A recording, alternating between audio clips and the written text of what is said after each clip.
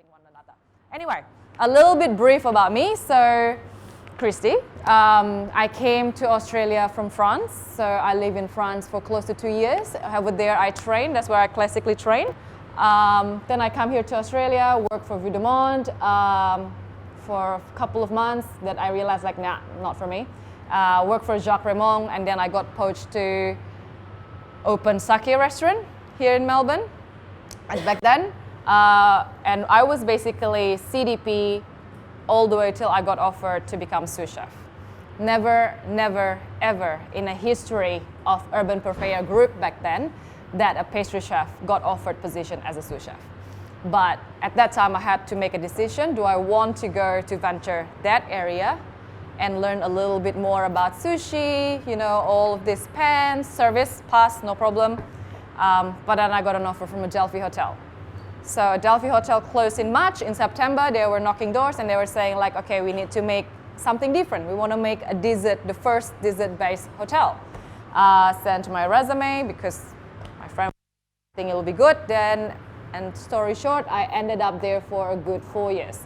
Once, to become a wholesome chef, like for example, like Charlie or myself or Scott, where we actually have our own business.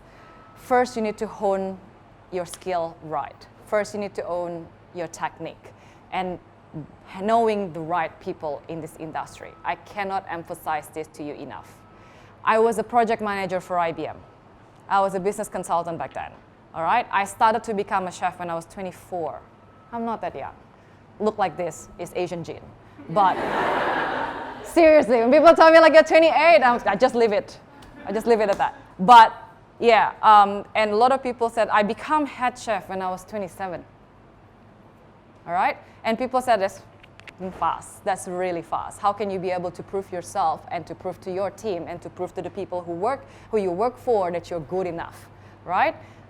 I kept telling people you just position yourself at with the right friends, with the right mentor, and never stop learning, basically. I still remember when I was back then, I cooked so many things in my apartment, in my little Paris apartment. I learned how to pull sugar opening an oven, standing in front of it, and it's really, really hot. I tried to temper chocolate when I was back in Singapore or in Indonesia, by half of my body was in a fridge. All right, so you just like, there's no limitation to what you do, and there's always plan B, plan C, and plan D, but you don't change your goal. So it's always been my goal that I want to open my own shop. I want to open my own restaurants. And it's coming bit by bit with the help of people around me that I know. And then look around you. You know, in 5, 6 years' time, you never know where the person next to you is going to be.